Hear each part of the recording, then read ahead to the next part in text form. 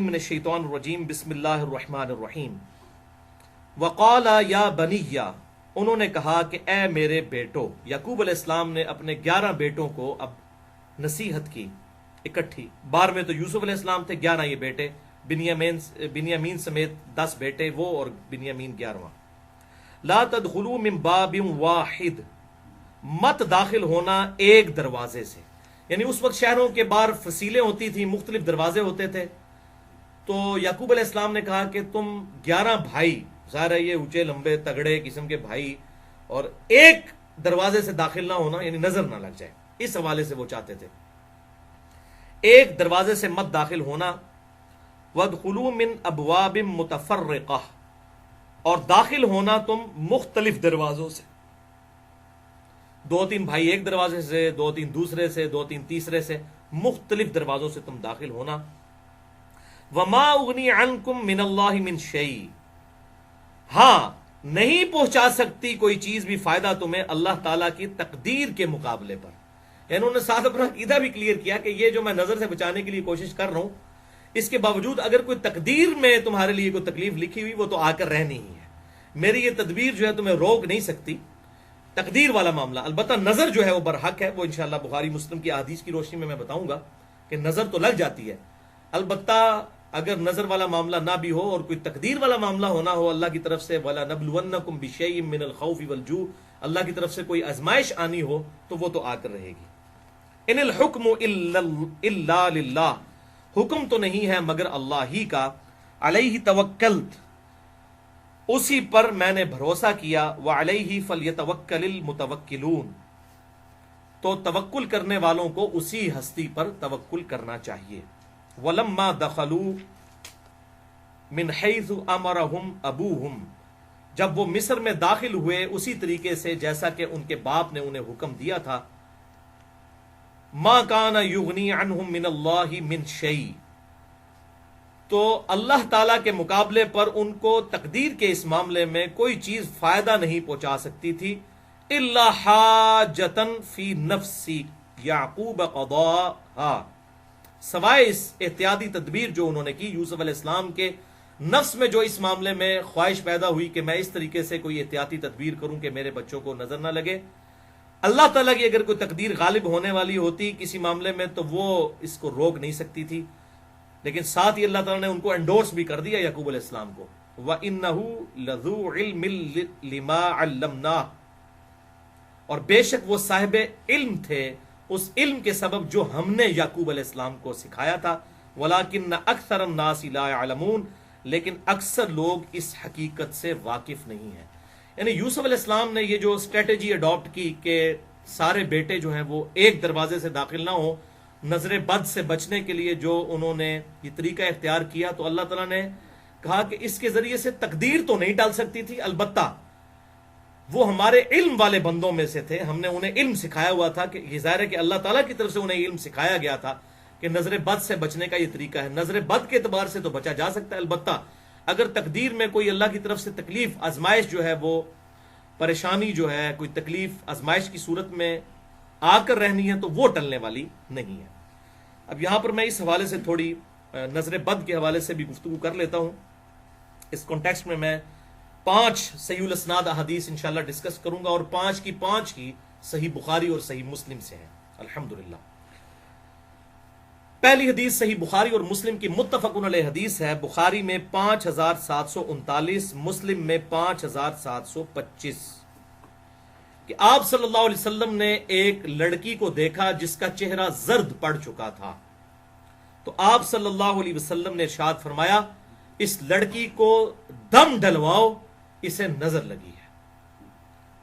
تو یہ حدیث بخاری اور مسلم دونوں میں موجود ہے، یعنی وہ چہرے کے آثار دیکھ کر آپ صلی اللہ علیہ وسلم نے فرمایا کہ اس لڑکی کو لگتا ہے نظر لگ گئی ہے، اس کو دم کرواؤ۔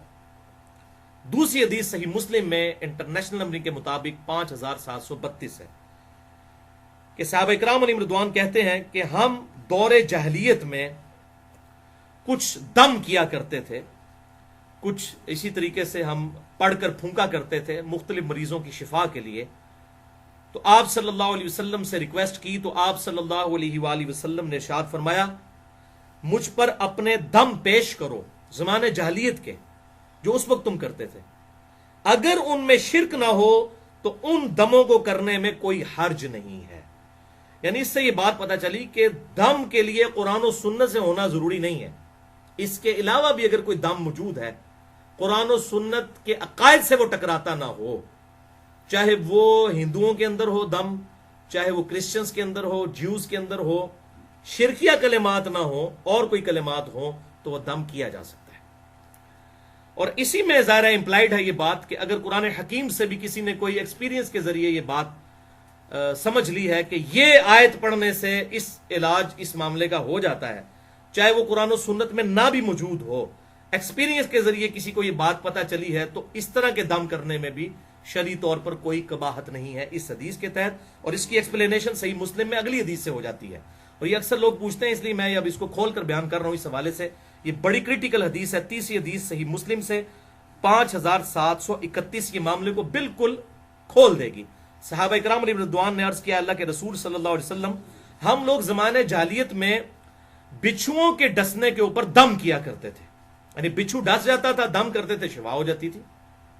شفا تو ہوتی تھی ظاہر ہے. تو ہم اس دم کو جاری رکھیں. تو آپ صلی اللہ علیہ وسلم نے ارشاد فرمایا کہ وہ دم مجھ پر پڑھو.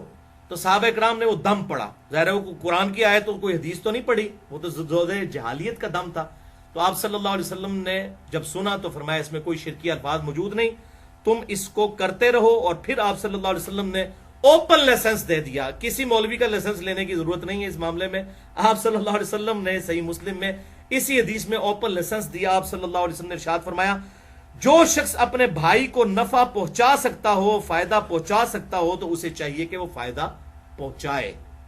جیسا کہ بخاری اور مسلم کی وہ متفق علیہ حدیث ہے جو ایک سفر کے دوران ایک جو قبیلے کا سردار تھا اس کو جو ہے وہ سانپ نے کاٹ لیا تھا. تو پھر ایک صحابی نے سورۃ الفاتحہ کا پڑھ کر دم اس پر جو ہے وہ پھونکا تھا اور اس کو شفا ہو گئی تھی. پھر اس کے عوض بکریاں بھی اس نے ریسیو کی تھیں اور آپ صلی اللہ علیہ وسلم تک وہ بکریاں پہنچی تو آپ نے بھی ان میں سے کھایا تاکہ یہ بات پتہ چل جائے کہ اس حوالے سے اگر کوئی دم ڈال کر کوئی اگر نذرانہ بھی وصول کرتا ہے اس بنیاد کے اوپر کہ میں دم ڈالوں گا اور اس کے حوالے سے مجھے کوئی اتنی رقم دے، تو یہ بھی جائز ہے، کوئی حرج نہیں. لیکن یہ تمام چیزیں یہ آج کل جو یہ دم درود پڑھ رہے ہیں جس میں شرکی الفاظ موجود ہوتے ہیں یہ ان کے لیے نہیں ہے. اگر سنت کے مطابق کوئی دم پڑے اور اس کے ذریعے اس کو کوئی ذریعہ معاش بھی بنا لیتا ہے اس حوالے سے اور نذرانے وصول کرتا ہے، تو یہ بخاری اور مسلم کی متفق علیہ حدیث ہے، بڑی مشہور حدیث ہے یہ سورۃ الفاتحہ کے دم کے حوالے سے. تو یہ جائز ہے اگر اس کے ساتھ اس طرح کی کوئی کمٹمنٹ کر لی جائے، لیکن شرکی الفاظ نہ ہو. تو اس میں آپ صلی اللہ علیہ وآلہ وسلم نے معاملہ بالکل کھول کر بیان کر دیا. سوال اینڈ میں یہ اپنی گفتگو انشاءاللہ مکمل کر لوں. اچھا، چوتھی حدیث بھی صحیح مسلم سے ہے، انٹرنیشنل نمبر کے مطابق 5702 کہ آپ صلی اللہ علیہ وسلم نے ارشاد فرمایا العین حق، نظر کا لگ جانا یہ حق بات ہے کہ ایسا ہو جاتا ہے، نظر لگ جاتی ہے. پھر آپ صلی اللہ علیہ وسلم نے ساتھ ہی ارشاد فرمایا اگر کوئی شے تقدیر پر بھی سبقت لے جاتی تو وہ نظر ہے، اور جب نظر لگ جائے اور کوئی شخص تم سے غسل کا مطالبہ کرے تو اس کے لیے غسل کر دیا کرو. اب یہ ایک پورا معاملہ ہے، یہ غسل کرنا کیا ہے. وہ بخاری اور مسلم میں حدیثیں ملتی ہیں، الموطا امام مالک میں بھی ڈیٹیل کے ساتھ، کہ ایک صحابی تھے سیدنا سہل بن حنیف رضی اللہ تعالیٰ عنہ. ان کو نہاتے ہوئے دوسرے صحابی نے دیکھا، عامر بن ربیعہ رضی اللہ تعالیٰ عنہ نے. تو یہ سہل بن حنیف بڑے خوبصورت تھے، ان کا جسم جو ہے بڑا گورا چٹا تھا. تو عامر بن ربیعہ رضی اللہ تعالیٰ عنہ نے کہا کہ کتنا خوبصورت جسم ہے، ماشاء اللہ نہیں کہا، کوئی دعائے برکت نہیں دی بلکہ تعریف کی. بس وہ کیا تھا، وہ موندے پہ گئے، فوراً ہی ایسی نظر لگی کہ وہ سخت تکلیف میں چلے گئے. تو آپ صلی اللہ علیہ وسلم کے پاس جب یہ بات پہنچی تو آپ نے بلا کے عامر بن ربیعہ کو ڈانٹا اور فرمایا کہ تم اپنے بھائی کو قتل کرنا چاہتے ہو، تمہیں تو یہ کہنا چاہیے تھا کہ اللہ تعالیٰ نے اسے برکت دی ہے، ماشاءاللہ، اس قسم کے الفاظ استعمال کرنے چاہیے تھے. اور یہ ہماری مسلمانوں کی ٹریڈیشنز ہیں، سبحان اللہ، الحمدللہ، انشاءاللہ، ماشاءاللہ.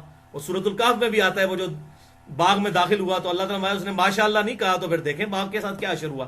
تو ایون اپنے بیوی بچوں کو، اپنے خاندان کو دیکھنا اور کسی بات سے خوش ہو، اپنی نظر بھی بعض اوقات انسان کی لگ جاتی ہے تو فوراً پڑھنا چاہیے ماشاءاللہ، جیسا اللہ نے چاہا. ٹھیک ہے، لا حول ولا قوت الا باللہ. تو اس قسم کے کلمات اللہ کی طرف ان چیزوں کو منسوب کرنا چاہیے، ورنہ نظر لگ جاتی ہے، یہ برحق ہے نظر کا لگ جانا۔ تو کتنے الفاظ زبردست ہیں صحیح مسلم 5702 کہ اگر تقدیر پر بھی کوئی بات غلبہ پا لیتی، اگر یہ ہوگا تو نہیں لیکن اگر پا سکتی، تو یہ اتنی سٹرونگ چیز ہے نظر کا لگ جانا۔ جب غسل کا مطالبہ کیا جائے تو غسل کرو، اور وہ میں واقعہ سنا رہا تھا جو آپ بخاری اور مسلم میں ہے، الموطا امام مالک میں بھی ڈیٹیل کے ساتھ آیا، مشکات میں بھی موجود ہے۔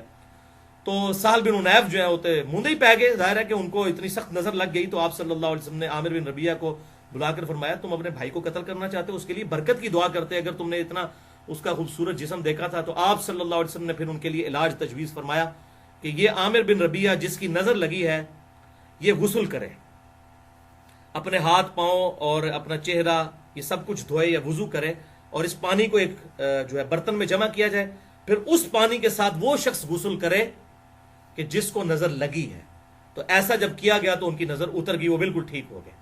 تو یہ وہ مسلم میں جو الفاظ ہیں، جب غسل کا مطالبہ کیا جائے تو غسل کر دینا چاہیے۔ تو آپ سے بھی اگر کوئی مطالبہ کر دیتا ہے کہ جی جناب غسل کرو، لگتا ہے تہاڈی نظر لگی ہے، تو پھر مطالبہ پورا کرنا ضروری ہو جائے گا اس حوالے سے۔ تو اس کے لیے پورا غسل کرنا ضروری نہیں ہے، اس میں بھی الفاظ موجود ہیں کہ وہ اس صحابی نے وضو کیا، اپنے چہرے پہ پانی ڈالا، یہ چھوٹا غسل ہی ہوتا ہے نا وضو جو ہے، اور ہاتھ جو ہے کونیوں تک دھوئے، تو اس طریقے سے پاؤں دھوئے تو وہ پانی جمع کیا گیا، پھر اس سے غسل کروایا گیا، تو سہل بن حنیف رضی اللہ تعالیٰ عنہ کو اللہ تعالیٰ نے اس کی برکت سے شفا دے دی۔ اچھا 5ویں حدیث، اب یہ تو ساری باتیں ہوں گی اتنی ڈینجرس، علاج کیا ہے ان چیزوں کا؟ اصل چیز تو یہ ہے نا، اکثر لوگ پوچھ رہے ہوتے ہیں نظر کا علاج کیا ہے، نظر کا دم کیسے ڈالا جائے؟ تو دم تو مختلف لوگوں نے ایکسپیرینس سے بھی حاصل کیے ہیں۔ سورہ قلم کی جو آخری آیات ہیں، وَإِن يَكَادُ الَّذِينَ كَفَرُوا لَيُزْلِقُونَ، یہ میں آپ کو پڑھ کے بھی سنا دیتا ہوں، اس کا تھوڑا ترجمہ بھی اس حوالے سے، یہ بڑی امپورٹنٹ آیات ہیں، یہ حدیث میں تو نہیں ہے لیکن لوگوں کا ایکسپیرینس ہے نظر بد کے حوالے سے۔ سورہ قلم جو ہے، سورہ الملک سے جو فوراً بعد آگے صورت ہے وہ سورہ ہے سورہ قلم، تو اس کی آخری آیات جو ہیں، آخری آیت 51 اور 52 جو ہے، وَإِن يَكَادُ الَّذِينَ كَفَرُوا لَيُزْلِقُونَكَ بِأَبْصَارِهِمْ لَمَّا سَمِعُوا الذِّكْرَ، کہ یہ کافر تو یہ چاہتے ہیں کہ وہ ضرور تمہیں نظر لگا دیں اپنی آنکھوں کے ذریعے جب وہ الذکر قرآن سنتے ہیں۔ تو یہ کافروں نے باقاعدہ بندے بلائے تھے نظر لگانے والے کہ آپ صلی اللہ علیہ وسلم کو نظر لگا دیں کس طریقے سے۔ تو آپ صلی اللہ علیہ وسلم جب قرآن پڑھتے تھے تو وہ ایسے نظر سے دیکھتے رہتے تھے کہ حضور صلی اللہ علیہ وسلم کو کسی طریقے سے نظر لگ جائے تو یہ جو دعوت ہے رک جائے۔ اب ان کو کیا پتا تھا، وہ تو اللہ کے پیغمبر ہے، وہ تو اللہ کی حفاظت میں ہے۔ تو یہ وہ اس بات کا ذکر ہوا، تو اب لوگوں نے ڈسکوری کی کہ یہ نظر کے اوپر آیات نازل ہوئی ہیں تو یہ پڑھ کے پھونکیں۔ تو اگر اس طرح کسی کا ایکسپیرینس ہوتا ہے کسی حوالے سے، تو آپ صحیح مسلم کی حدیث سن چکے ہیں 5732 کہ اگر اپنے بھائی کو، اور 5731 کوئی نفع پہنچا سکتا ہے اپنے ایکسپیرینس کے ذریعے کسی حوالے سے،